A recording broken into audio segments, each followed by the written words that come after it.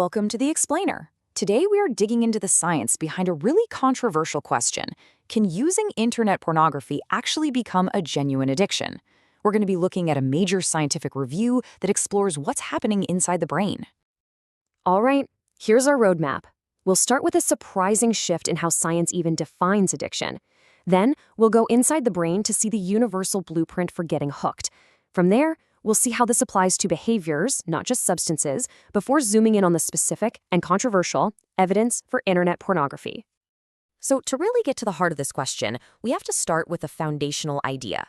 The scientific view of addiction itself has gone through a massive shift.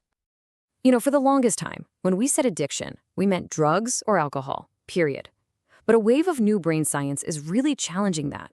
It suggests that addiction isn't really about the substance itself, but about a specific pattern that gets hardwired into our brain's reward, motivation, and memory circuits. This shift became official back in 2011. The American Society of Addiction Medicine, looking at a mountain of new evidence, formally changed their definition. They added just 3 crucial words: and other behaviors. This was huge.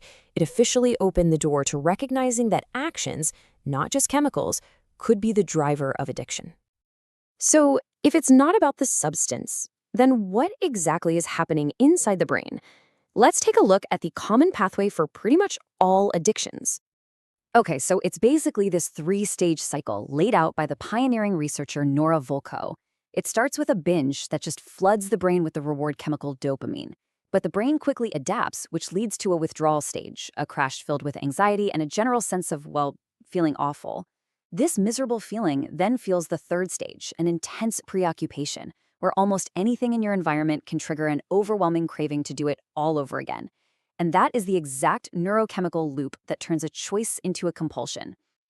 Now, let's zoom in even deeper to a single molecule called delta phosphate. Think of it less like a switch and more like a construction foreman for addiction. Unlike a quick dopamine hit, delta phosphate builds up slowly with each repeated behavior. It then sticks around for weeks or even months, physically rewiring the brain's reward pathways. It's what makes the brain persistently hypersensitive to cues, and it's a key reason why relapse is such a challenge, even long after someone has stopped. This leads to a really crucial and kind of counterintuitive disconnect in the addicted brain: the difference between liking something and wanting it. Over time, the actual pleasure you get from the behavior, the liking, can really start to fade. But the motivational drive, that compulsive craving or wanting, becomes incredibly strong and hypersensitive. The desire gets stronger even as the enjoyment gets weaker. Okay, so with this brain blueprint in mind, let's see how official diagnostic bodies started to recognize that addictive behaviors could fit this exact same model. This timeline shows a really clear trend in the medical community.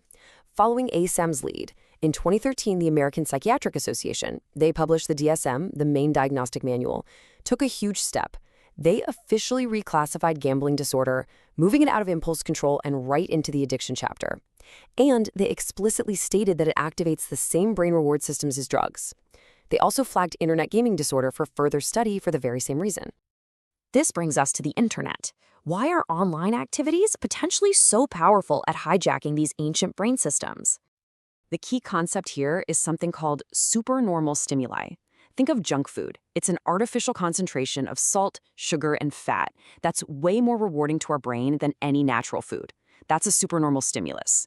It's an exaggerated, optimized version of something our brain is already wired to want, and it can completely hijack our ancient instincts. And check out this experiment. It illustrates the point perfectly. Tinbergen found that birds, whose brains are wired to prefer the biggest, most vibrant eggs, would literally abandon their own offspring to sit on plaster fakes that were even bigger and more colorful.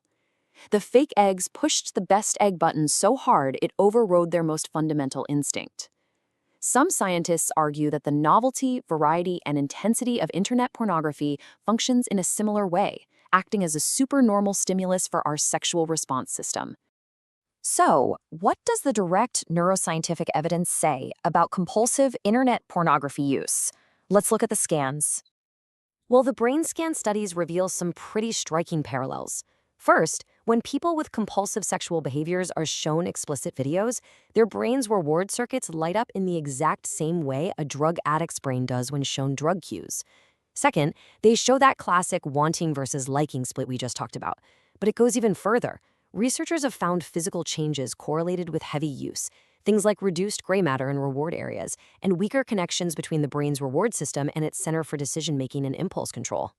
And when you actually map the brain activity side by side, the overlap is stunning. The amygdala, our emotion and fear center, lights up for both. The ventral striatum, the core of the reward system, lights up for both. The DACC, which directs our attention and focus, yep, it lights up for both. The neural signature for drug cravings and sexual cue reactivity in these individuals is virtually identical. So where does all this leave us? Well, the evidence suggests a really strong neurobiological link, but the debate is far from settled. Despite this mounting neuroscientific evidence, the American Psychiatric Association's official position in the DSM-5 makes a pretty clear distinction. It recognizes internet gaming as a potential behavioral addiction worthy of study, but explicitly states that other excessive internet uses, including pornography, are not considered analogous. Now, the authors of this scientific review argue this position is, and I'm quoting here, biologically and behaviorally inconsistent. And this brings us to the central question this research forces us to confront. If addiction is truly a disease of the brain's reward, motivation, and memory circuits, then does it really matter what triggers it? If the brain's reaction looks the same, should the diagnosis be the same? That's the provocative question that scientists and doctors are still grappling with today.